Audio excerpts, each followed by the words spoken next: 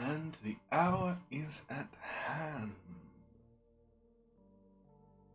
Hello to anyone who sees this.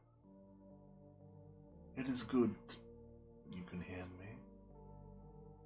My name is not SkitterSkreetch, and you may not refer to me.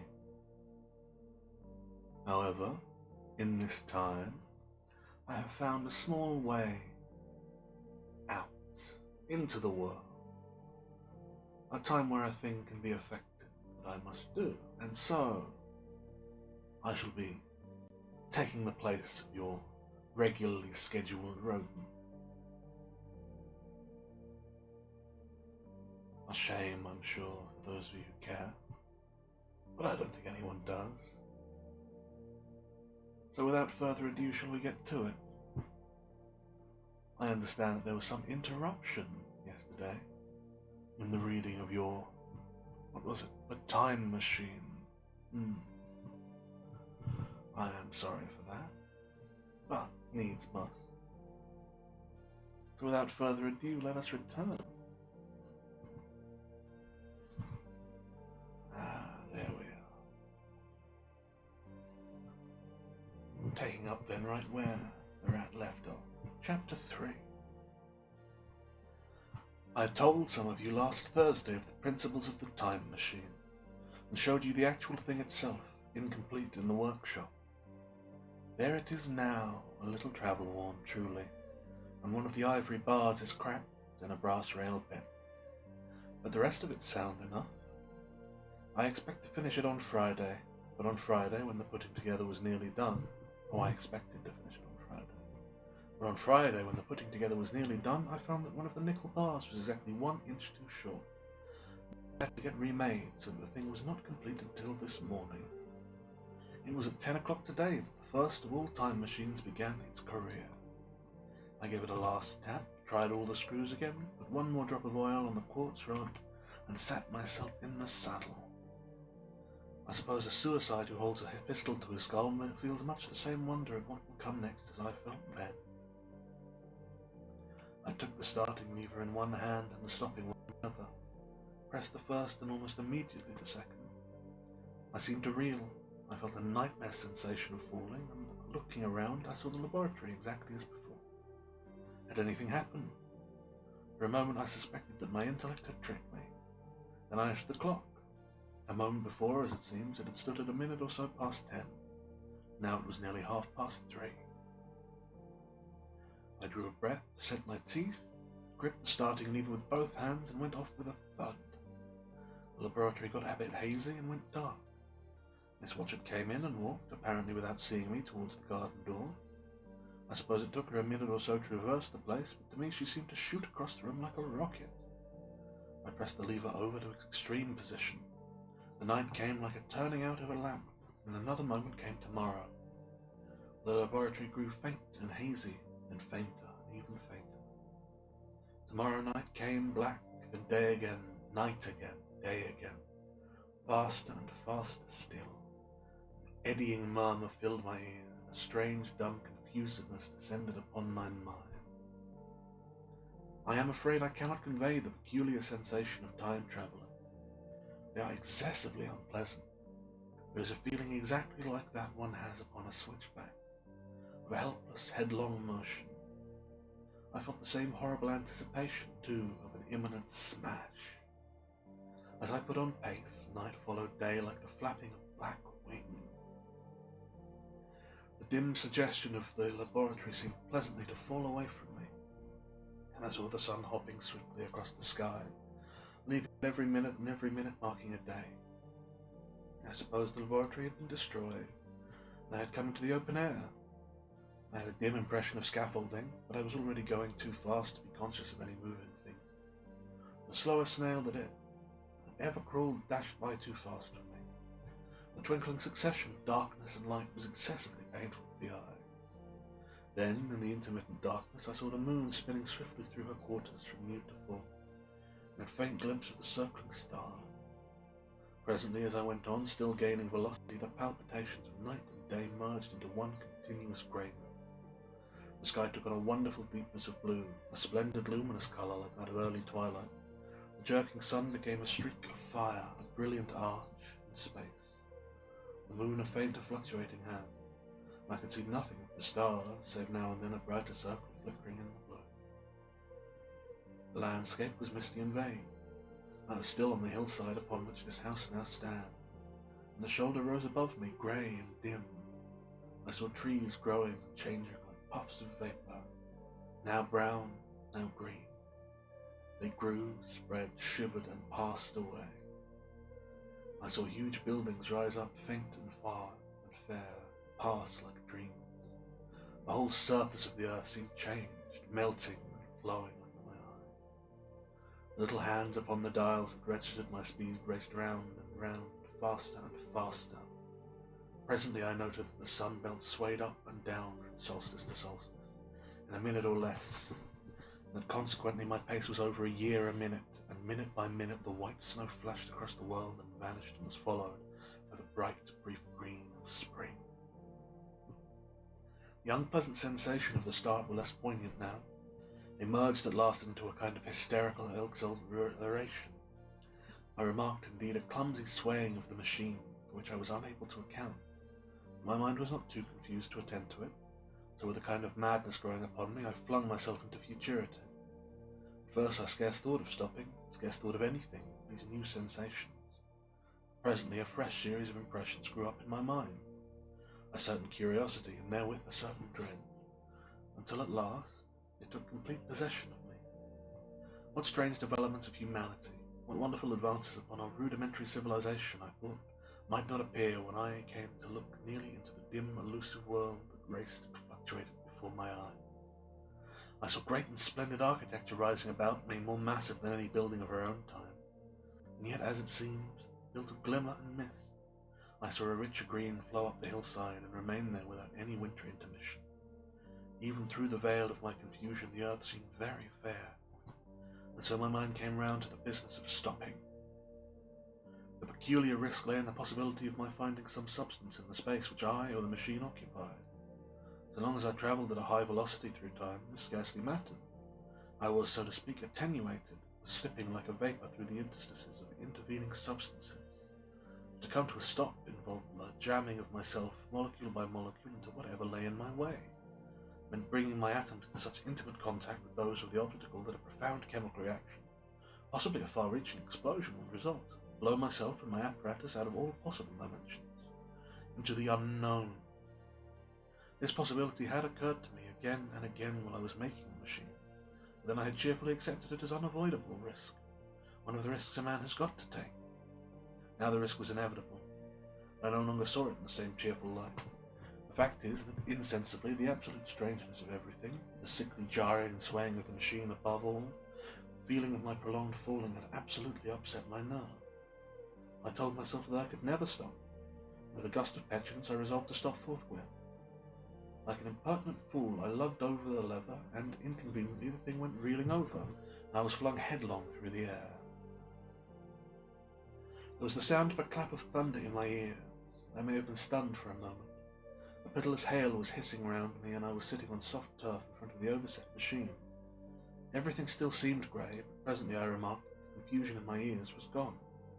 I looked round me. I was on what seemed to be a little lawn in a garden, surrounded by rhododendron bushes, and I noticed that their mauve and purple blossoms were drooping in a shower under the beating of the hailstone. The rebounding, dancing hail hung in cloud over the machine, and drove along the ground like smoke. In a moment I was wet to the skin. "Fine hospitality," said I, "to a man who has travelled innumerable years to see you." Presently I thought what a fool I was to get wet. I stood up and looked around me. A colossal figure, carved apparently in some white stone, loomed indistinctly beyond the rhododendrons, through the hazy downpour, but all else of the world was invisible. My sensations would be hard to describe. As the columns of hail grew thinner, I saw their white figure more distinctly. It was very large, for a silver birch tree touched its shoulder. It was of white marble, in shape of something like a winged sphinx, but the wings, instead of being carried vertically at the sides, were spread so that it seemed to hover.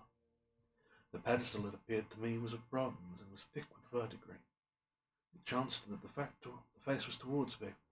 The sightless eyes seemed to watch me. there was the faint shadow of a smile on the lips.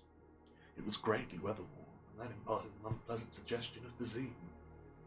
I stood looking at it for a little space, half a minute perhaps, half an hour. It seems to advance and to recede as the hail drove before it denser or thinner. At last I tore my eyes from it for a moment, and saw the hail curtain had worn threadbare, and the sky was lightening with the promise of the sun. I looked up again at the crouching white shape, and the full temerity of my voyage came suddenly upon me. What might appear when that hazy curtain was altogether withdrawn? What might have happened to men? What if cruelty had grown into common passion? What if in this interval the race had lost its manliness and had developed into something inhuman, unsympathetic, and overwhelmingly powerful? I might seem some old-world savage animal, only the more dreadful and disgusting for our common likeness, a foul creature to be incontinently slain. A dreadful way to go, it would seem. Already I saw rather vast shapes, huge buildings with intricate parapets and tall columns, with a wooded hillside dimly creeping in upon me through the lessening storm. I was seized with a panic fear. I turned frantically to the time machine and strove hard to readjust it. As I did so, the shafts of the sun smote through the thunderstorm. The grey downpour was swept aside and vanished like the trailing garments of a ghost. Above me, in the intense blue of the summer sky, some faint brown shreds of cloud whirled into nothingness. The great building about me stood out clear and distinct, shining with the wet of the thunderstorm, picked out in white by the unmelted hailstones piled along their courses. I felt naked in a strange world. I felt perhaps as a bird may feel in the clear air, knowing the hawk wings above and will swoop. My fear grew into a frenzy. I took a breathing space, set my teeth, and again grappled fiercely wrist and knee with the machine. It gave under my desperate onset and turned over. It struck my chin violently. One hand on the saddle, the other on the lever, I stood panting, heavily in attitude to mount again. With this recovery of a prompt retreat, my courage recovered. I looked more curiously and less fearfully at this world of the remote future. In a circular opening high on the wall of the theatre, the nearer house, I saw a group of figures clad in rich soft robes. They had seen me. Their faces were directed towards me. Then I heard voices approaching me, coming through the brushes by the white sphinx, with the heads and shoulders of men running. One of these emerged in a pathway leading straight to the little lawn upon which I stood with my machine. It was a slight creature, perhaps 4 feet high, clad in purple tunic, gold at the waist with a leather belt. Sandals or buskins, I could not clearly distinguish which, were on his feet. His legs were bare to the knee, and his head was bare. Noticing that, I noticed the first time how warm the air was. He struck me as being a very beautiful and very graceful creature, indescribably frail. His flushed face reminded me of the more beautiful kind of consumptive, that hectic beauty of which we used to hear so much. At the sight of him I suddenly regained confidence. I took my hands from the machine. And there we end chapter 3. I believe I am to give some reflection on this. So I shall say this. Had this happened, the man involved should be dead. He arrives in a hailstorm, no doubt hail strewn about wherever he intersected his machine. He would have intersected with his own matter, and, as he said, caused it to be pushed out into the unknown. A most lamentable fate for a mortal being. As to the rest, well, who can say what it is like for a mortal to actively travel past them, normal rate through the time stream? It could very well be quite unsettling. You do have such delicate sensibilities, after all. Little enough to say. A shame, I suppose, that he managed to make it so far and find no end, but we'll see if we can remedy that. Until then, however, let us return to the tale. Chapter the 4th. In another moment we were standing face to face, I and this fragile thing out of futurity. He came straight up to me and laughed into my eye. The absence from his bearing of any signs of fear struck me at once, and he turned to the 2 others who were following him and spoke to them in a strange and very sweet liquid tongue. There were others coming, and presently a little group of perhaps 8 or 10 of these exquisite creatures were about me. One of them addressed me. It came into my head, oddly enough, that my voice was too harsh and deep for them, so I shook my head and, pointing to my ears, shook it again. He came a step forward, hesitated, then touched my hand, and I felt other soft little tentacles upon my back and shoulders. He wanted to make sure I was real. There was nothing in this at all that alarmed me. Indeed, there was something in these pretty little people that inspired confidence, graceful gentleness, and certain childlike ease. And besides, they looked so frail that I could fancy myself flinging the whole dozen of them about like ninepins. But I made a sudden motion to warn them when I saw their little pink hands feeling at the time machine. Happily then, when it was not too late, I thought of the danger I had hitherto forgotten. Reaching over the bars of the machine, I unscrewed the little levers that would set it in motion, and put these into my pocket. And I turned again to see what I could do in the way of communication. And then, looking more nearly into their features, I saw some further peculiarities in their Dresden china type of prettiness. Their hair, which was uniformly curly, came to a sharp end at the neck and cheek. There was not the faintest suggestion of it on the face, and their ears were singularly minute. Their mouths were small, with bright red, rather thin lips, and their little chins ran to a point. Their eyes were large and mild, and, this may seem egotism on my part, I fancied even then that there was a certain lack of the interest I might have expected in them.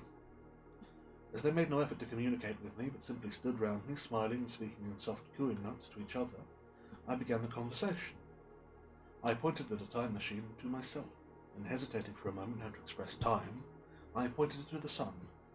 At once a quaintly pretty little figure in checked purple and white followed my gesture, and then astonished me by imitating the sounds of thunder. For a moment I was staggered, though the import of his gesture was plain enough. The question had come into my mind abruptly. Were these creatures few fools? I may hardly understand how it took me, because I had always anticipated that the people of the year 802,000 odd would be incredibly in front of us in knowledge, art, everything. Then one of them suddenly asked me a question that showed him to be on the intellectual level of one of our 5-year-old children. Asked me, in fact, if I had come from the sun in a thunderstorm. It let loose the judgment I have suspended upon their clothes, their frail light limbs, and fragile features. A flow of disappointment rushed across my mind. For a moment I felt I had looked the time machine in vain. I nodded, pointed at the sun, and gave them such a vivid rendering of a thunderclap as startled them. They all withdrew a pace or so and bowed. Then came one laughing towards me, carrying a chain of beautiful flowers altogether new to me, put it about my neck. The idea was received with melodious applause, and presently they were all running to and fro for flowers, and laughingly flinging them upon me until I was almost smothered with blossom. You have never seen the like, and scarcely imagine what delicate and wonderful flowers countless years of culture have created. And someone suggested that their plaything should be exhibited in the nearest building, and so I was led past the Sphinx of white marble, which had seemed to watch me all the while with a smile at my astonishment, towards a vast grey edifice of fettered stone. As I went with them, the memory of my confident anticipation of profoundly grave and intellectual posterity came, with irresistible merriment, to my mind. The building had a huge entry, and was altogether of colossal dimensions. I was naturally most occupied with the growing crowd of little people, and with the big open portals that yawned before me, shadowy and mysterious. My general impression of the world I saw over their heads was of a tangled waste of beautiful bushes and flowers, a long-neglected and yet weedless garden. I saw a number of tall spikes of strange white flowers, measuring a foot perhaps, across the spread of the waxen petal. They grew scattered, as if wild, among the variegated shrubs, but, as I say, I did not examine them closely this time. The time machine was left deserted on the turf among the rhododendrons. The arch of the doorway was richly carved. Naturally, I did not observe the carving very narrowly. I fancied I saw suggestions of old Phoenician decorations as I passed through, and it struck me that they were very badly broken and weather-worn. Several more brightly clad people met me in the doorway, and so we entered. I, dressed in dingy 19th century garments, looking grotesque enough, garlanded with flowers and surrounded by an eddying mass of bright, soft-coloured robes and shining white limbs, in a melodious whirl of laughter and laughing speech. The big doorway opened into a proportionately great hall, hung with brown. The roof was in shadow, and the windows, partially glazed with coloured glass and partially unglazed, admitted a tempered light. The floor was made up of huge blocks of stone, very hard white metal, not plates nor slabs, blocks. Oh. No, I've misread that. The floor was made up of huge blocks of some very hard white metal. No, there's no stone in there. One simply thinks of huge blocks as being made of stone. Strange. Not plates nor slabs, blocks, and it was so much worn, as I judged by the going to and fro of past generations, as to be deeply channeled along more frequented rays. Transverse to this length were innumerable tables made of slabs of polished stone, raised perhaps a foot from the floor, and upon these were heaps of fruits. Some I recognised as a kind of hypertrophied raspberry and orange, but for the most part they were strange. Between the tables were scattered a great number of cushions. Upon these my conductors seated themselves, signing for me to do likewise. With the pre-absence of ceremony, they began to eat the fruit with their hands, pulling the peel and stalks and so forth into the round opening in the sides of the table. I was not loth to follow their example, for I felt thirsty and hungry. As I did so, I surveyed the hall at my leisure, and perhaps the thing that struck me most was its dilapidated look. The stained glass windows, which displayed only geometrical pattern, were broken in many places, and the curtains that hung across the lower end were thick with dust, and it caught my eye that the corner of the marble table near me was fractured. Nevertheless, the general effect was extremely rich and picturesque. There were perhaps a couple of hundred people dining in the hall, and most of them, seated as near to me as they could come, were watching me with interest, their little eyes shining over the fruit they were eating. All were clad in the same soft and yet strong, silky material. Fruit, by the by, was all their diet. These people of the remote future were strict vegetarians, and while I was with them, in spite of some carnal cravings, I had to be frugivorous also. Indeed, I found afterwards that horses, cattle, sheep, dogs had followed the ichthyosaurus into extinction, but the fruits were very delightful to them. One in particular, that seemed to be in season all the time I was there, a flowery thing in three-sided husk, was especially good, and I made it my staple. At first I was puzzled by all these strange fruits, by the strange flowers I saw, but later I began to perceive their import. However, I am telling you my fruit dinner in the distant future now. So soon as my appetite was a little checked, I determined to make a resolute attempt to learn the speech of these new men of mine. Clearly that was the next thing to do. The fruit seemed a convenient thing to begin upon. Holding one of them up, I began a series of interrogative sounds and gestures. I had some considerable difficulty in conveying my meaning. At first my efforts met with a stare of surprise or inextinguishable laughter, but presently a fair-haired little creature seemed to grasp my intention and repeated a name. They had to chatter and explain the business at great lengths to each other, and my first attempt to make this exquisite little sound of their language caused an immense amount of amusement. However, I felt like a schoolmaster amid children, and persisted, and presently I had a score of more noun substantives at least at my command, and then I got to demonstrate pronouns and even the verb to eat. But it was slow work, and the little people soon tired and wanted to get away from my interrogations, so I determined, rather of necessity, to let them give their lessons in little doses, when they felt inclined. And very little doses I found before long, for I never met people more indolent or more easily fatigued. A queer thing I soon discovered about my little hosts, and that was their lack of interest. They would come to me with eager cries of astonishment, like children, but like children they would soon stop examining me and wander away after some other toy. The dinner and my conversational beginnings ended, I noted for the first time that almost all those who had surrounded me at first were gone. It is odd, too, how speedily I came to disregard these little people. I went out through the portal into the sunlit world again so soon as my hunger was satisfied. I was continually meeting more of the men of the future, who would follow me a little distance, chatter and laugh about me, and having smiled and gesticulated in a friendly way, leave me again to my own devices. The calm of evening was upon the world as I emerged from the great hall, and the scene was lit by the warm glow of the setting sun. At first things were very confusing. Everything was so entirely different from the world I had known. Even the flowers. The big building I had left was situated on the slope of a broad river valley, but the Thames had shifted perhaps a mile from its present position. I resolved to mount to the summit of a crest perhaps a mile and a half away, from which I could get a wider view of this our planet in the year 802,701 AD. That, I should explain, was the date the little dials of my machine recorded. As I walked, I was watchful for every impression that could possibly help to explain the condition of ruinous splendour in which I found this world. But ruinous it was. A little way up the hill, for instance, was a great heap of granite, bound together by masses of aluminium, a vast labyrinth of precipitous walls and crumbled heaps, amidst which there were thick heaps of very beautiful pagoda-like plants, nettles possibly, but wonderfully tinted with browns about the leaves, and incapable of stinging. It was evidently the derelict remains of some vast structure. To what end built I could not determine. It was here that I was destined, at a later date, to have a very strange experience, the first intimation of a still stranger discovery, but of that I will speak in its proper place. Looking round with a sudden thought, from a terrace on which I rested for a while, I realized that there was no small houses to be seen. Apparently the single house, and possibly even the household, had vanished. Here and there among the greenery were palace-like buildings, but the houses and the cottage, which formed such characteristic features of our own English landscape, had disappeared. Communism, I said to myself. And on the heels of that came another thought. I looked at the half-dozen little figures that were following me. Then in a flash I perceived that all had the same form of costume, the same soft hairless visage, and the same girlish rotundity of limb. It may seem strange, perhaps, that I had not noticed this before, but everything was so strange.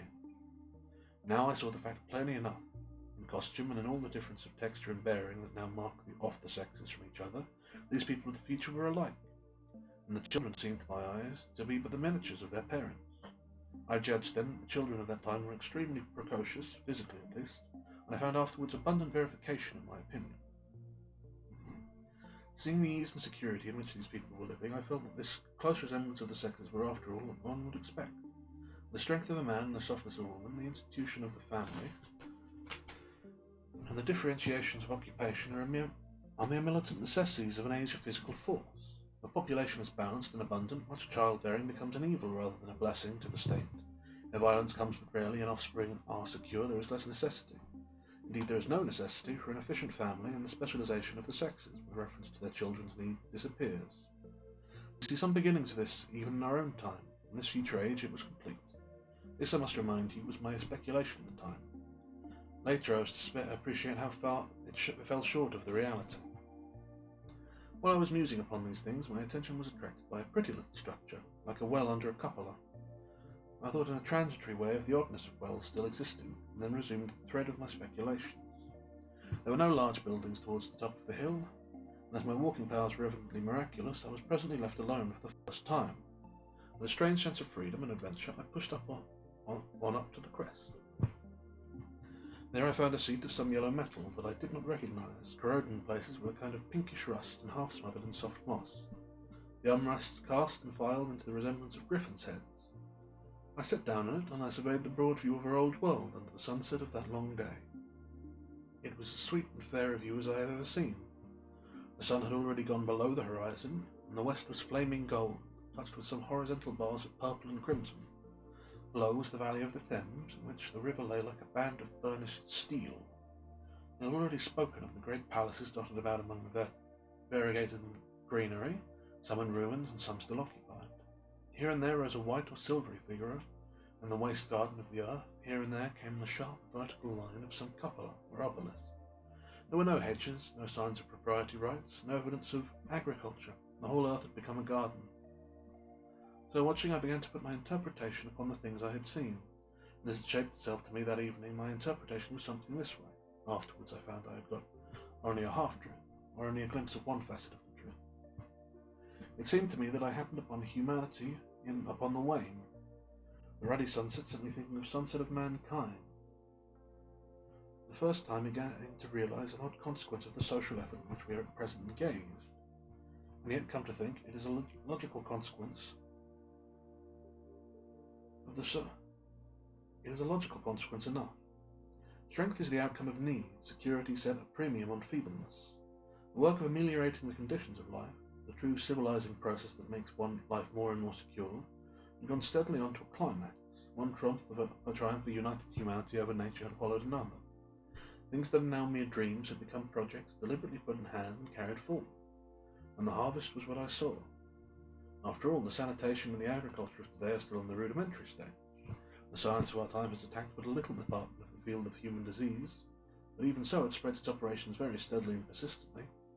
Our agriculture and horticulture destroy a weed just here and there and cultivate perhaps a score or so of wholesome plants, leaving the greater number to fight out a balance so they can. We improve our favourite plants and animals, and how few they are, gradually by selective breeding. Now a new and better peach, now a seedless grape, now a sweeter and larger flower, or a more convenient breed of cattle. We improve them gradually because our ideals are vague and tentative, and our knowledge is very limited, because nature too is shy and slow in our clumsy hands. Some day all this will be better organized and still better. That is the drift of the current, in spite of the eddies. The whole world will be intelligent, educated, and cooperating. Things will move faster and faster towards the subjugation of nature. In the end, wisely and carefully, we shall readjust the balance of the animal and vegetable life to suit our human needs. I did not realize this was a comedy. This adjustment, I say, must have been done and done well. Done indeed all time in the space of time across which my machine had leapt. The air was free from gnats, the earth from weeds or fungi. Everywhere were fruits and sweet and delightful flowers. Brilliant butterflies flew hither and thither. The ideal and preventative medicine was attained. Disease had been stamped out. I saw no evidence of any contagious disease during all my stay, and I shall have to tell you later that even the process of putrefaction and decay had been profoundly affected by these changes. Social triumph, too, had been affected. I saw mankind housed in splendid shelters, gloriously clothed, and yet I had found engaged in no toil. There were no signs of struggle, neither social nor economic struggle. The shop, the advertisement, traffic, all that commerce which contributes to the body of our world was gone. It was natural on that golden evening that I should jump at the idea of a social paradise. The difficulty of increasing population had been met, I guess. The population had ceased to increase. With this change in condition comes inevitable adaptations to the change. What, unless biological science is a mass of errors, is the cause of human intelligence and vigour? Hardship and freedom, conditions under which the active, strong and subtle survive and the weaker go to the wall. Conditions that put a premium upon the loyal alliance of capable men, upon self-restraint, patience and decision. And the institution of the family and the emotions that arise therein, the fierce jealousy, the tenderness for offspring, parental self-devotion, all found their justification and support in the imminent dangers of the young. Now, where are those imminent dangers? There is a sentiment arising, and it will grow against connubial jealousy, against fierce maternity, against passion of all sorts, unnecessary things now, and things that make us uncomfortable, savage survivals, discords in refined and pleasant life. I thought of the physical slightness of these people, and their lack of intelligence, and those big abundant ruins, for it strengthened my belief in a perfect conquest of nature. For after the battle comes quiet. Humanity had been strong, energetic, and intelligent, and had used all its abundant vitality to alter the conditions under which it lived. And now came the reaction of the altered conditions. Under the new conditions of perfect comfort and security, that restless energy, with us is strength, would become weakness. Even in our own time, certain tendencies and desires once necessary for survival are a constant source of failure. Physical courage and the love of battle, for instance, are no great help, may even be a hindrance to a civilized man. And in a state of physical balance and security, power, intellectual as well as physical, would be out of place. For countless years I judged there had been no danger of war or solitary violence, no danger from wild beasts, no wasting diseases to require strength of constitution, no need of toil. For such a life, what we should call the weak are as well equipped as the strong, are indeed no longer weak, better equipped indeed, for they are, for the strong would be fettered by an energy for which there was no outlet. No doubt the exquisite beauty of the buildings I saw was the outcome of the last surge into a now purposeless energy of mankind, before it settled down into perfect harmony with the conditions under which it lived. The flourish of that triumph began in the last great peace. This has ever been the fate of energy and security. It takes to art and to eroticism, and then come languor and decay. Even this artistic impetus would at last die away. It almost died in the time I saw. To adorn themselves with flowers, to dance, to sing in the sunlight, so much was left of the artistic spirit, and no more. Even that would fade in the end into continued contented inactivity. We are kept keen on the grindstone of pain and necessity.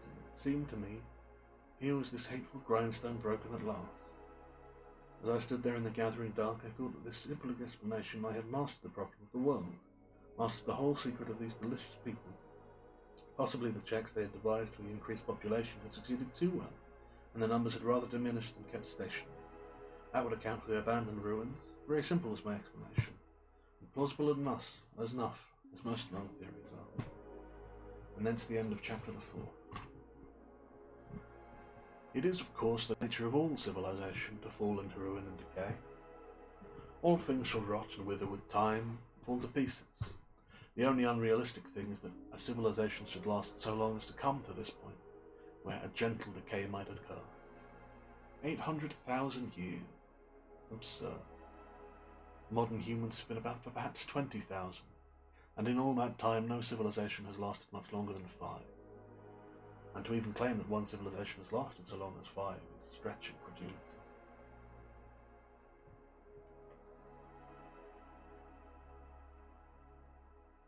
Stillness, silence, abyss and death, these are the only constants.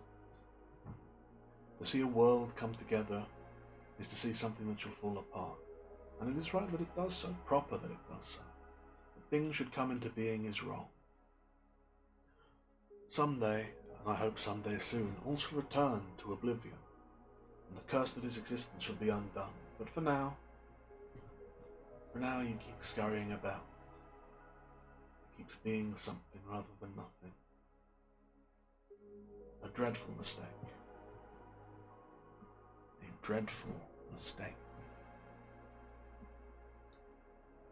But I am allowed only so long as something is, so let us press on before the Archmage grows testy. Chapter the 5th. As I stood there musing over this too perfect triumph of man, the full moon, yellow and gibbous, came out of an overflowing of silver light in the northeast. The bright little figures ceased to move about below. A noiseless owl flitted by, and I shivered with the chill of night. I determined to descend and find where I could sleep. I looked for the building I knew. Then my eye travelled along to the figure of this white sphinx upon the pedestal of bronze, growing distant as the light of the rising moon grew brighter. I could see the silver birch against it. There was the tangle of rhododendron bushes, black in the pale light, and there was the little lawn. I looked at the lawn again. A queer doubt chilled my complacency.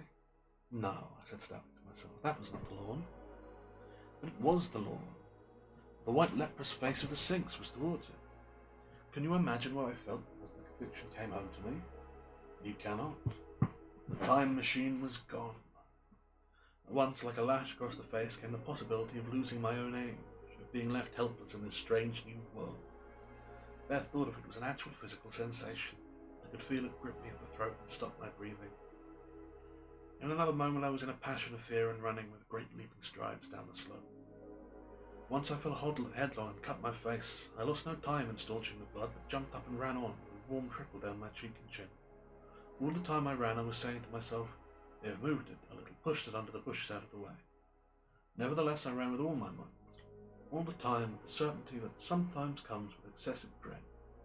I knew that such assurance was folly, knew instinctively that the machine was removed out of my reach. My breath came with pain. I supposed I covered the whole distance from the hill to the crest of the little lawn, 2 miles, perhaps in 10 minutes.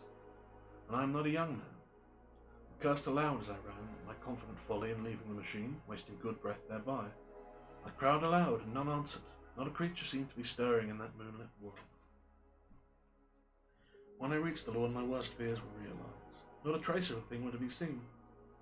I felt faint and cold when I faced the empty space among the black triangle of bushes.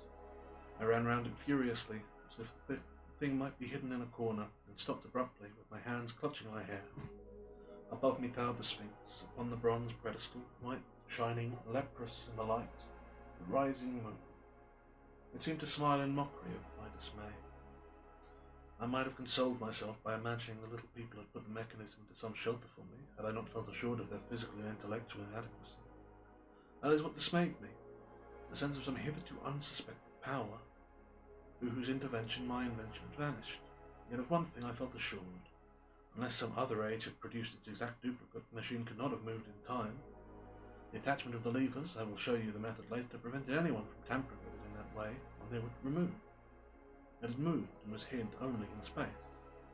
But then where could it be? I think I must have had a kind of frenzy. I remember running violently in and out among the moonlit bushes and all around the sphinx, and startling some white animal that in the dim light I took for a small deer. I remember too late that night beating the bushes with my clenched fist until my knuckles were gashed and bleeding from the broken twigs. Then sobbing and raving in my anguish of mind, I went down to the great building of stone. The big hall was dark, silent and deserted. I slipped on the uneven floor and fell over one of the malachite tables, almost breaking my shin. I lit a match and went on past the dusty curtains of which I have told you. There I found a second great hall covered with cushions, upon which perhaps a score or so of the little people were sleeping. I have no doubt they found my second appearance strange enough, coming suddenly out of the quiet darkness with inarticulate noises and sputters and flares from match. But they had forgotten about matches. "Where is my time machine?" I began, bawling like an angry child, laying hands upon them and shaking them up together. It must have been very queer to them. Some laughed, most of them looked sorely frightened. When I saw them standing around me, it came into my head that I was doing a foolish thing, as it was possible for me to do under the circumstances, in trying to revive the sensation of fear. For reason from their daylight behaviour, I thought that fear must be forgotten. Abruptly I dashed down the match and, knocking one of the people over in my course, went blundering across the big dining hall again, out under the moonlight. I heard cries of terror, and their little feet running and stumbling this way and that. I do not remember all I did as the moon crept up the sky. I suppose it was the unexpected nature of my loss that maddened me. I felt hopelessly cut off from my own kind, a strange animal in an unknown world. I must have raved to and fro, screaming and crying upon God and fate. I have a memory of horrific fatigue, as the long night of despair wore away, of looking in this impossible place and that, of groping any moonlit ruins and touching strange creatures in the black shadows, at last of lying on the ground near the Sphinx and weeping with absolute wretchedness. I had nothing left but misery. Then I slept, and when I woke again it was full day, and a couple of sparrows were hopping round me on the turf within reach of my arm. I sat up in the freshness of the morning, trying to remember how I had gotten there and why I had such a profound sense of desertion and despair. Then things came clear to my mind. In the plain, reasonable daylight I could look at my circumstances fairly in the face. I saw the wild folly of my frenzy overnight, and I could reason with myself. Suppose the worst, I said. Suppose the machine altogether lost, perhaps destroyed. It behooves me to be calm and patient, to learn the way of the people, and to get a clear idea of the method of my loss, and the means of getting materials and tools, so that in the end perhaps I may make another. It would be my only hope, poor hope perhaps, but better than despair, and after all it was a beautiful and curious one. But probably the machine had only been taken away. Still I must be calm and patient, find its hiding place, and recover it by force or cunning. And with that I scrambled to my feet and looked about me, wondering where I could bathe. I felt weary, stiff, and travel-soiled. The freshness of the morning made me desire an equal freshness. I had exhausted my emotion. Indeed, as I went about my business, I found myself wondering at my intense excitement overnight. I made careful examination of the ground about the little lawn. I wasted some time in futile questionings, conveyed as well as I was able to such of the little people as came by. They all failed to understand my gestures. Some were simply stolid, some thought it was a jest and laughed at me. I had the hardest task in the world to keep my hands off their pretty laughing faces. It was a foolish impulse, but the devil begotten of fear and blind anger was ill-curved, still eager to take advantage of my perplexity. The turf gave better counsel. I found in a groove written about midway between the pedestal of the Sphinx and the marks of my feet, where on arrival I had struggled with the overturned machine. There were other signs of removal about, with a queer narrow footpath, prints like those I could imagine made by a sloth. This directed my closer attention to the pedestal. It was, as I think I have said, of bronze. It was not a mere block, but a highly decorated with deeply framed panels on either side. When I tapped at these, the pedestal was hollow. Examining the panels with care, I found them discontinuous from the frames. There were no handles or keyholes, but possibly the panels, if they were doors, as I supposed, opened from within. One thing was clear enough to my mind. It took no very great mental effort to infer that my time machine was inside that pedestal. But how it got there was a different problem. I saw the heads of two orange-clad people coming through the bushes and under some blossom-covered apple trees toward me. I turned smiling to them and beckoned them to me. They came and then pointed to the bronze pedestal. I tried to intimate my wish to open it. My first gesture towards this, they behaved very oddly. I don't know how to convey their expression to you. Suppose you were to use a grossly improper gesture to a delicate-minded woman. It's how she would look. They went off as if they had received their last possible insult. I tried a sweet-looking little chap in white next, with exactly the same result. Somehow his manner made me feel ashamed of myself. But as you know, I wanted the time machine, and I tried it once more. As he turned off, like the others, my temper got the better of me. In 3 strides I was after him and had him by the loose part of his robe around the neck and began dragging him towards the Sphinx. Then I saw the horror and repugnance of his face, and all of a sudden I let him go. But I was not beaten yet. I banged with my fist at the bronze panels. I thought I heard something stir inside. To be explicit, I thought I heard a sound like a chuckle, but I must have been mistaken. Then I got a big pebble from the nearby river and came and hammered till I had flattened a coil in the decorations, and the verdigris came off in powdery flakes. The delicate little people must have heard me hammering in gusty outbreaks a mile away on either hand, but nothing came of it. I saw a crowd of them upon the slopes looking furtively at me. At last, hot and tired, I sat down to watch the place, but I was too restless to watch long. I am too occidental for a long vigil. I could work at a problem for years, but to wait inactive for 24 hours, this is another matter. I got up after a time, and began walking aimlessly through the bushes towards the hill again. Patience, said I to myself. If you want the machine again, you must leave the Sphinx alone.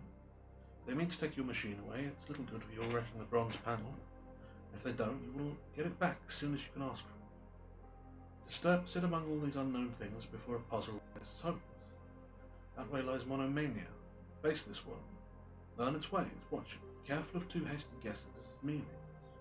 In the end you will find clues to it all. Then suddenly the humour of the situation came into my mind. The thought of the years I had spent in study and toil to get into the future age, and now my passions of anxiety.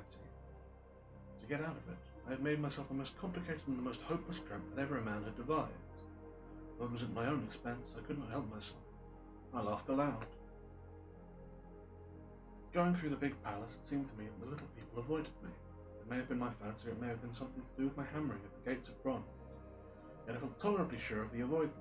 I was careful, however, to show no concern and to abstain from any pursuit of them, and in the course of the day or two things got back to the old footing. I made what progress I could in the language, and in addition I pushed my explorations here and there. Either I missed some subtle point, or the language was excessively simple, or was exclusively composed of concrete substantives and verbs. There seemed to be few, if any, abstract terms, of little use in figurative language. Their sentences were usually simple and of two words. I failed to convey or understand any but the simplest propositions. I determined to put the thought of my time machine and the mystery of the bronze doors under the Sphinx as much as possible into a corner of memory until my growing knowledge would lead me back to them in a natural way. A certain feeling, you may understand, tethered me in a circle of a few miles round the point of my arrival. So far as I could see, all the world displayed the same exuberant richness as the Thames Valley. From every hill I climbed, I saw the same abundance of splendid buildings, endlessly varied in material and style. The same clustering thickets of evergreens, the same blossom-laden trees and tree ferns. Here and there water shone like silver, and beyond the land rose into blue undulating hills, and so faded into the serenity of the sky. A peculiar feature which presently attracted my attention was the presence of a certain circular wells, several, as it seemed to me, of very great depth. One lay by the path up the hill which I had followed during my first one. Like the others, it was rimmed with bronze, curiously wrought, protected by a little cupola from the rain. Sitting by the side of these wells and peering down into the shafted darkness, I could see no gleam of water, nor could I start any reflection with a lighted match. But in all of them I heard a certain sound, a thud, thud, thud, like the beating of some big engine, and I discovered from the flaring of my matches that the steady current of air sent down the shafts. Further, I threw a scrap of paper into the throat of one, and instead of fluttering slowly down, it was all at once sucked swiftly out of sight. After a time, too, I came to connect these wells with tall towers standing here and there upon the slopes, for above them was often just such a flicker in the air as one sees on a hot day above a sun-scorched beach. Putting things together, I reached a strong suggestion of an extensive system of subterranean ventilation. In its true import, it was difficult to imagine. I was at first inclined to associate it with the sanitary apparatus of those people. It was an obvious conclusion, but it was absolutely wrong. And here I must admit that I learned very little of drains and bells and modes of conveyance and the likely conveniences during my time in this real future. In some of these visions of utopias and coming times which I have read, there is a vast amount of detail about building and social arrangements and so forth. While such details are easy enough to attain when the whole world is contained in one's imagination, they are altogether inaccessible to a real traveller amid such realities, as I found here. Conceive the tale of London which the Negro, fresh from Central Africa, would take back to his tribe. What would he know of railway companies, of social movements, of telephones and telegraph wires, of the parcel delivery company and postal orders and the like? Yet we, at least, should be willing enough to explain these things to him, and even of what he knows, how much could he make his untravelled friends either apprehend or believe. Then think of how narrow the gap between Negro and the white man of our own times, and how wide the interval between myself and these of the Golden Age. I was sensible of much which was unseen, and which contributed to my comfort, but save for a general impression of automatic organisation, I fear it can convey very little of the difference to your mind. In the matter of sepulture, for instance, I could see no signs of crematoria, nor anything suggestive of tombs. It occurred to me that possibly there might be cemeteries or crematoria somewhere beyond the range of my explorings. This again was a question I deliberately put to myself, and my curiosity was at first entirely defeated upon the point. The thing puzzled me, and was led to make further remarks which puzzled me still more. But aged and infirm among these people there were none. I must confess that my satisfaction with my first theories of an automatic civilization and a decadent humanity did not long endure. I could think of no other. Let me put my difficulties into the difficulties. The several big palaces I had explored were mere living places, great dining halls and sleeping apartments. I could find no machinery, no appliance of any kind, yet these people were clothed in pleasant fabrics that must at times need a renewal, and their sandals, though undecorated, were fairly complex specimens of metalwork. Somehow such things must be made, and the little people displayed no vestige of creative tendency. There were no shops, no workshops, no sign of importations among them. They spent all their time in playing gently and bathing in the river and making love in half-playful fashions and eating fruit and sleeping. I could not see how things were kept going. Then again, what about the time machine? Something I knew not want, had taken it into the hollow pedestal of the White Sphinx. Why? For the life of me I could not imagine. Those waterless wells, too, those flickering pillars. I felt I lacked a clue. How shall I put it? Suppose you found an inscription with sentences here and there in excellent plain English, and interpolated therein others made up webs of work, others made up of words, of letters, even absolutely unknown to you. On the third day of my visit, that was how the world of 802,701 presented itself to me. That day, too, I made a friend of a sort. It happened that as I was watching some of the little people bathing in a shallow, one of them was seized with a cramp and began drifting downstream. The main current ran rather swiftly, but not too strongly for even a moderate swimmer. It will give you an idea, therefore, of the strange deficiency in these creatures when I tell you that none made the slightest attempt to rescue the weakly crying little thing which was drowning before their eyes. When I realized this, I hurriedly slipped off my clothes and, wading in at a point lower down, I caught the poor mite and drew her safe to land. A little rubbing of the limbs soon brought her round, and I had the satisfaction of seeing she was all right before I left her. I got to such a low estimate of her kind that I did not expect any gratitude from her. In that, however, I was wrong. This happened in the morning. In the afternoon I met my little woman, as I believed it was, as I was returning towards my centre from exploration, and she received me with cries of delight and presented me with a big garland of flowers, evidently made for me and me alone. The thing took my imagination. Very possibly I had been feeling desolate. At any rate, I did my best to display my appreciation of the gift. We were soon seated together in a little stone arbour, engaged in conversation, chiefly of smiles. The creature's friendliness affected me exactly as a child's might have done. We passed each other flowers, and she kissed my hands. I did the same to hers, and I tried to talk and found her name was Weena, which, though I didn't know what it meant, somehow seemed appropriate enough. That was the beginning of a queer friendship, which lasted a week and ended as I will tell you. She was exactly like a child. She wanted to be with me always. She tried to follow me everywhere, and on my next journey out and about, went to my heart to tie her down and leave her at last exhausted and calling after me rather plaintively. But the problems of the world had to be mastered. I had not, I said to myself, come into the future to carry on a miniature flirtation. Yet her distress when I left her was very great. Her expostulations at the parting were sometimes frantic, and I think altogether I had much trouble as comfort from her devotion. Nevertheless, she was somehow a very great comfort. I thought it was mere childish affection that made her cling to me. Until it was too late, I did not clearly know what I had inflicted upon her when I left her, nor until it was too late did I clearly understand what she was to me. For, by merely seeming fond of me and showing in her weak, futile way that she cared for me, the little doll of a creature presently gave my return to the neighbourhood of the White Sphinx almost a feeling of coming home, and I would watch for her tiny figure of white and gold so soon as I came over the hill. It was from her, too, that I learned that fear had not yet left the world. She was fearless enough in the daylight, and she had the oddest confidence in me. For once, in a foolish moment, I made a threatening grimace at her, and she simply laughed at them. That she dreaded the dark, dreaded shadows, dreaded black things. Darkness to her was the one thing dreadful. It was a singularly passionate emotion, and it set me thinking and observing. I discovered then that, among other things, these little people gathered into great houses after dark and slept in droves. To enter upon them without a light was to put them into a tumult of apprehension. I never found one out of doors or one sleeping alone within doors after dark. Yet I was still such a blockhead that I missed the lesson of fear, and in spite of Weena's distress, I insisted upon sleeping away from these slumbering multitudes. It troubled her greatly, but in the end her odd affection for me triumphed, and for 5 of the nights of her acquaintance, including the last, out of all, she slept with her head pillowed on my arm. And my story slips away from me as I speak of her. It had been the night before her rescue that I was awakened about dawn.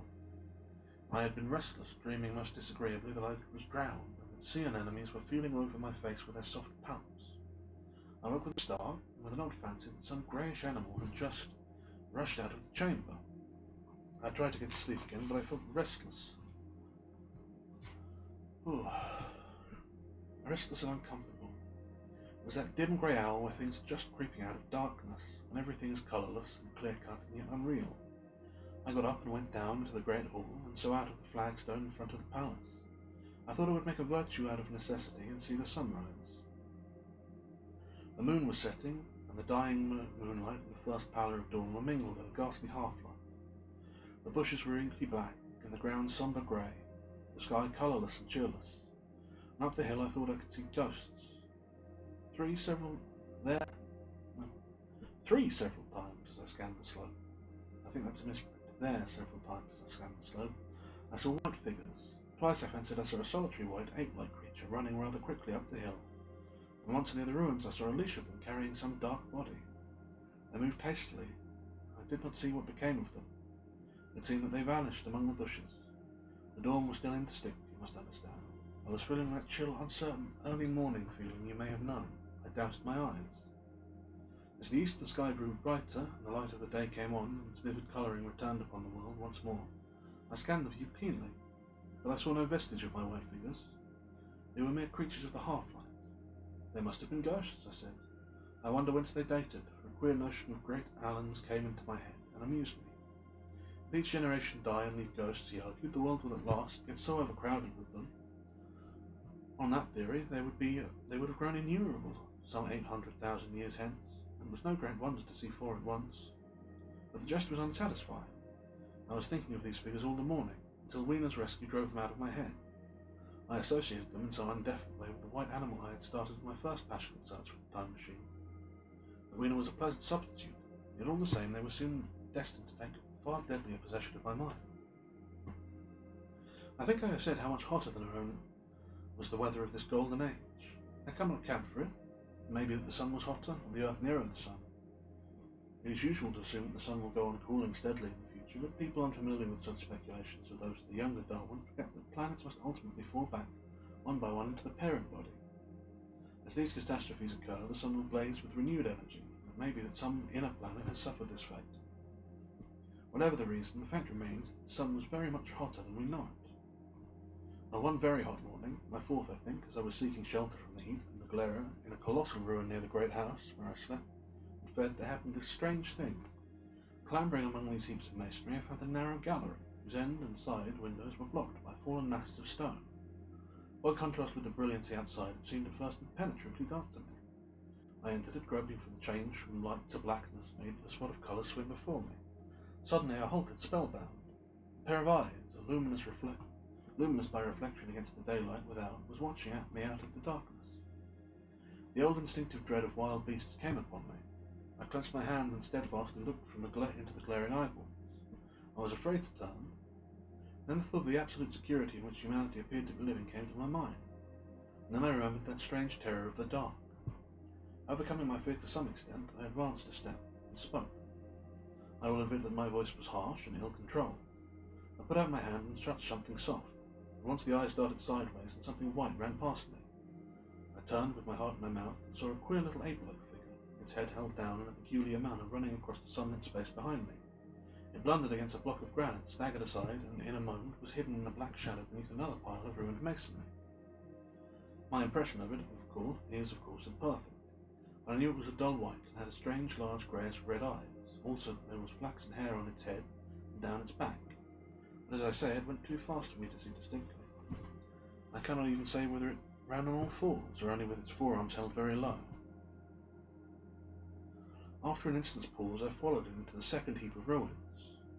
I could not find it at first, but after a time the profound obscurity came upon one of these round, well-like openings, of which I have told you, half closed by a fallen pillar. A sudden thought came to me. Could this thing have vanished down the shaft? I lit a match, and looking down, I saw a small white moving creature, with the large bright eyes which it regarded me steadily as it retreated. It made me shudder. It was so like a human spider. It was clambering down the wall. Now I saw for the first time a number of metal foot and hand rests, forming a kind of ladder down the shaft. The light burned my fingers, and fell out of my hand, going out as it dropped, and when I had lit another, the little monster had disappeared. I do not know for how long I sat peering down that well. It was not for some time that I could succeed in persuading myself that the thing I had seen was human. But gradually the truth dawned on me. That man who had not remained one species, but had differentiated into two distinct animals. My graceful children of the upper world were not the sole descendants of our generation, but this bleached, obscene, nocturnal thing, which had flashed before me, was also heir to all the ages.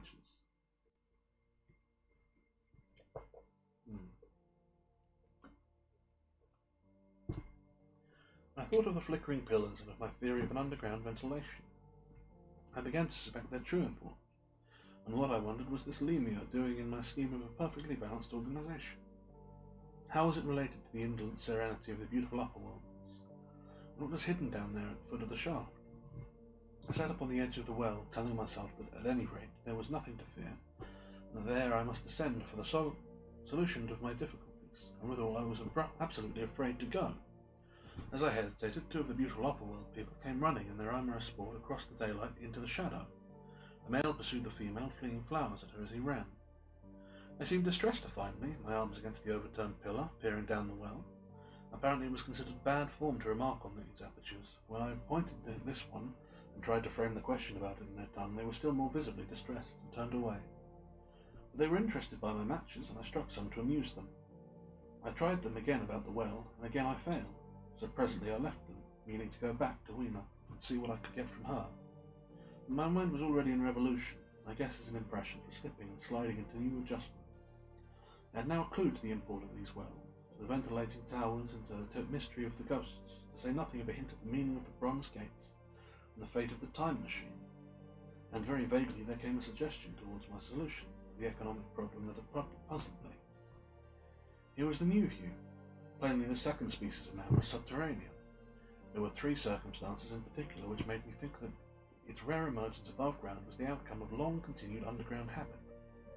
In the first place, there was the bleach color, common in most animals that live largely in the dark. The whitefish of the Kentucky caves, for instance. And those large eyes with the capacity for reflecting light are common features of nocturnal things, as the owl and the cat. And last of all, the evident confusion in the sunshine, and that hasty yet fumbling and awkward flight towards dark shadow, and that peculiar carriage of the head while in the light, all reinforced the theory of an extreme sensitiveness of the retina. Beneath my feet, then, the earth must be tunnelled enormously, and these tunnellings were the habitat of a new race. The presence of ventilating shafts and wells along the hills sloped everywhere. Everywhere, in fact, except along river valleys, showed how universal were its ramifications. What so natural, then, as to assume that it was this artificial underworld that such work was necessary to comfort them, that the daylight race was done? The notion was so plausible that I at once accepted it, went on to assume that the how of the splitting of the human species. I dare say you will anticipate the shape of my theory, though myself I very soon felt that it fell far short of the truth. At first, proceeding from the problems of our own age, it seemed clear as daylight to me that the gradual widening of the present merely temporal and the social differences between the capitalist and labourer was the key to the whole position. No doubt it would seem grotesque enough to you and wildly incredible, and yet even now there are existing circumstances to point that way. There is a tendency to utilise underground space for the less ornamental purposes of civilization. There is the Metropolitan Railway in London, for instance. There are new electric railways, there are subways, there are underground workrooms and restaurants, and they increase and multiply. Evidently, I thought this tendency had increased till industry had gradually lost its birthright in the sky. I mean that it had gone deeper and deeper into larger and ever larger underground factories, spending a still increasing amount of its time therein, till in the end, even now, does not an East End worker live in such artificial conditions practically to be cut off from the natural surface of the earth? Again, the exclusivity of the tendency of richer people due no doubt to the increasing refinement of their education, and the widening gulf between them and the rude violence of the poor is already leaning towards the closing of their interest of considerable portions of the surface of the land.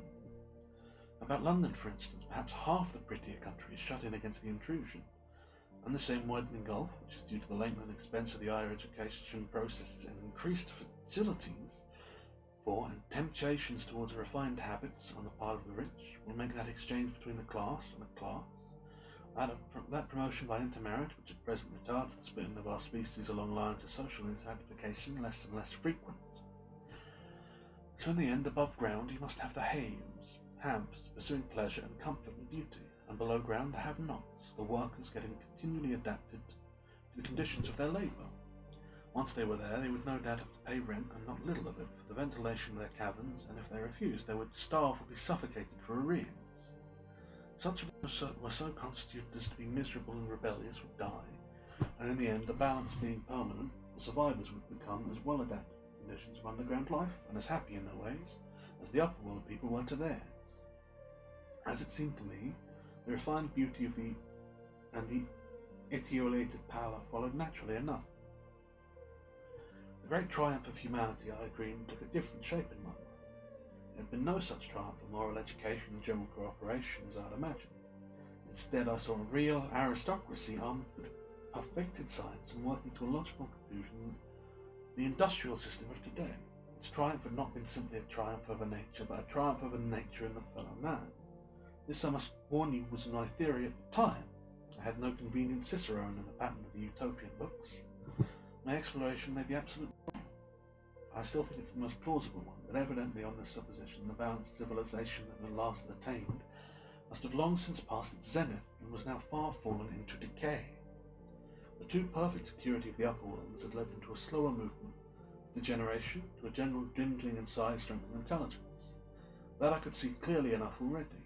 What had happened to the undergrounders I did not yet suspect, but from what I had seen of the Morlocks, that, by the by, was the name by which these creatures were called, I could imagine the modification of the human type was even far more profound than among the Eloi, the beautiful race that I already knew. Then came troublesome doubts. Why had the Morlocks taken my time machine? For I felt sure it was they who had taken it. Why, too, if the Eloi were masters, could they not restore the machine to me? And why were they so terribly afraid of the dark? I proceeded, as I have said, to question Weena about this underworld. And here again I was disappointed. At first she would not understand my questions, and presently she refused to answer them. She shivered as though the topic were unendurable, and when I pressed her, perhaps a little harshly, she burst into tears. They were the only tears, except my own, I ever saw in that golden age. When I saw them, I ceased abruptly to trouble about the Morlocks, and was only concerned in banishing these signs of the human inheritance from Weena's eyes, and very soon she was smiling, clapping her hands, while I solemnly burnt a match. And that is the end of chapter 5, and unfortunately, it seems to be around the end of my own tenure on this form, as a certain rat appears to be reasserting himself.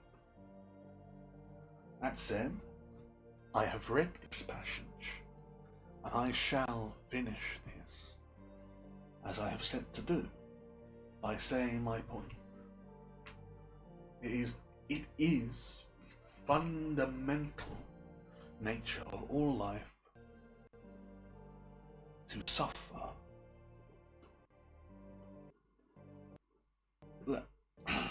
Let us move perhaps somewhere more comfortable. That might help us. I'll move to here. That will have to do. It is the fundamental nature of all life to suffer, as we see the narrator suffer in his actions on losing the time machine for the first time, as we see the Eloi suffer in their fear of the Morlocks, and the Morlocks suffer their fear of the light. All existence is predicated upon the nature of suffering and doomed to it. Not just living sentient existence, though you are aware of it, so I use it as exemplar. All being is to suffer, and only in the sweet release of non-being will there be peace.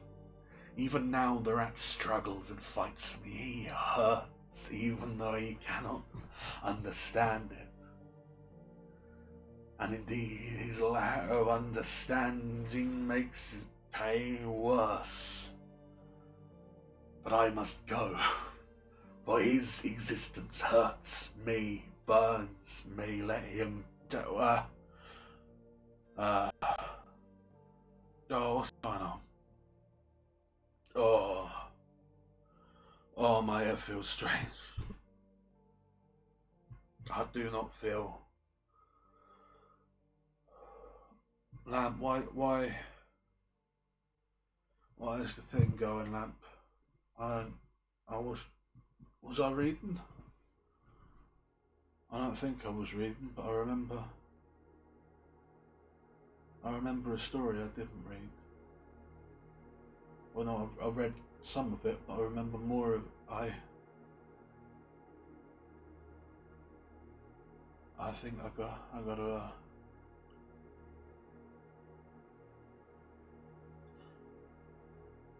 Lamb, what's happening to me? What's happening to me, Lamb?